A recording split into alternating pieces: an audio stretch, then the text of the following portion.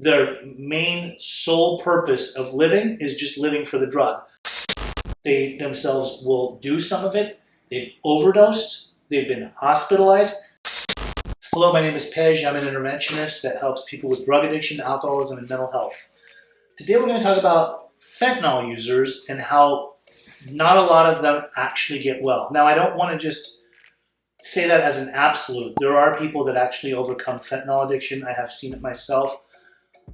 But what I'm seeing more and more of is the fact that because of the potency of the drug, the way that it works, when somebody has an addiction to fentanyl, they're pretty much captivated by the feel of it. So that means that even if a person is addicted to fentanyl and they do get off of it and they do go to treatment and they go get cleaned up, they usually find if they don't get into recovery 100%, they find their way right back to fentanyl. At the end of the day, fentanyl trumps all other drugs when it comes to it's the power of it, the potency, the feel of how it actually makes a person feel. It's much stronger than any type of heroin or anything for that matter. And these days, there's a lot of different types of substances that are out there that are also counterfeit. So they look like a certain type of pill, but again, fentanyl's in it.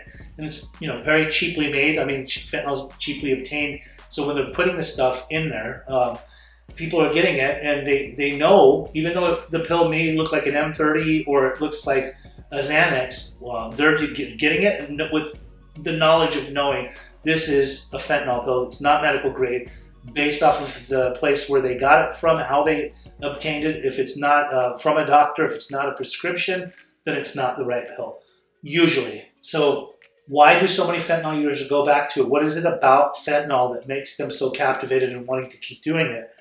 Well, fentanyl, depending on how it's used, a lot of times people smoke the pill. Some people will smoke the actual powder when it comes in a powder form, a rock form that can be made into powder. And then there's some people that are slamming it, or basically intravenously using it, and it sedates them. Now, some people are able to function in everyday life. Some people go to work on fentanyl, and then some people don't function. They basically lose jobs or homes, or they go homeless, but their main sole purpose of living is just living for the drug. Being able to get the drug, use the drug, and that's all they want. There are people that have overdosed countless times. They have basically danced with death. They have died and came back, but they end up still going back and doing it. The mindset of a fentanyl user, the addict brain that they carry and they have and they possess, is that of one where a lot of times they think, just because I overdosed, I didn't die. It means that I wasn't supposed to die. I overshot the mark. I did too high of a dose. I'll make sure to be more careful next time. And they will continue to keep attempting to use with the thought of, it's not going to happen to me. They could have a slew of their friends all overdose and die within a couple of months, and still they think they're an exception to the rule. They don't think that far ahead to really care, because they're more engaged in the process of getting high off of it, and how it's going to make them feel, as opposed to what the consequences can be as a result of doing a lot of fentanyl or any fentanyl at all. There are some people that haven't done fentanyl for a while, so they go back and do it, and obviously because of its power, its potency, and their tolerance that is built up, they will then do fentanyl and sometimes overdose right within that setting. I've seen fentanyl users that have gotten one batch of fentanyl, and this is based off of stories that they've told me. They themselves will do some of it. They've overdosed. They've been hospitalized. They come right back to the same batch that they had originally. They'll still try to do some more of it, but it's less. They'll overdose. They'll become hospitalized, and then they'll come back to the same batch. This happened with one guy 3 different times. That is how cunning, baffling, and powerful this particular drug is when it comes to people that use it. The miracles are when somebody actually comes to terms with the fact that fentanyl is not working in their life. It has ruined everything good for them, the trust of their family.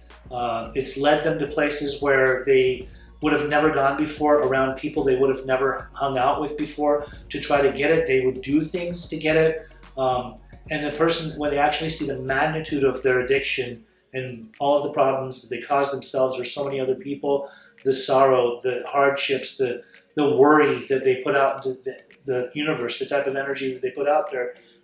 When they get tired of their own stuff and they really get on this path of recovery, once they really get into recovery and do whatever they need to do, whether it's therapeutically, clinically, or spiritually, the work that gets done produces miracles, meaning a person that was good as dead, as a dead man or dead woman walking, has now overcome their addiction to fentanyl and they're not doing it.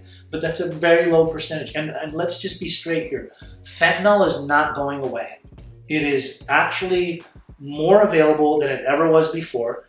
And I'm not talking about traditional medical grade fentanyl that's used in a surgical setting or by certain doctors. This is straight up street drug fentanyl. It is synthesized. It's been mass produced. It's being distributed nationally in America and in other parts of the world too. There are certain people that are making it a point to get it out there. And from my knowledge, I mean, I've pretty much seen it myself. I've at least seen one, if not many people from every single state in the United States that have come into my care that have had a fentanyl addiction. When it comes to doing interventions on people with fentanyl addiction, it's not always easy. Sometimes you have to catch them when they are truly withdrawing or sick and tired of being sick and tired and not wanting to live that life anymore, and being able to get into their life and talking to them and getting them to get on the bus of recovery. Now, the thing is also, because as an interventionist, I don't want to just get somebody away from fentanyl for a short period of time. I want to be involved in their life and the recovery process and make sure that really they are truly in recovery, so that they embrace recovery so much. And it takes a few years sometimes for that individual to get on this path of recovery to where they don't want to look back or go back and do that, dancing with the devil, if you will, because that's exactly what fentanyl is. It is evil. It will kill you. It wasn't supposed to be like this. I've got so many people that are finding me on social media, here on YouTube and TikTok and Instagram, sending me messages. We've got 12-year-olds. We've got 14-year-olds. We've got 40-year-olds. People that are telling me that they're doing the blues. The blues are made to look like M30s. They are not M30s. They are actually fentanyl cut. People know that they're doing this. I'm talking these teenagers at this young of age are doing this stuff. And I mean, how do you help a teenager that's doing this? Obviously, they need to be detoxed, right, to come off of it. Some of them are afraid, most of them are afraid to tell their parents. A person that's in their 30s and 40s, they are using this stuff, so they think recreational, but really it's Russian roulette. It's any time now where they could die from it. A lot of people out there suffering and struggling. Usually they're struggling when they're coming down, when they're withdrawing, and they're not able to obtain some more, or they've gotten to a point where they really know they got to stop this, but they don't know how to. Some of them don't have the means to go to treatment. Some of them don't have any type of insurance. But my whole goal is, if you contact me, I will go above and beyond to try to help you in any capacity, in any shape, way, or form, to be able to get you to get cleaned up, change your life completely, and get off of the fentanyl. 310-596-9356 is the easiest way to get a hold of me. You can send me a text and we can set up a call. My name is Pej. I'm the Addiction Interventionist.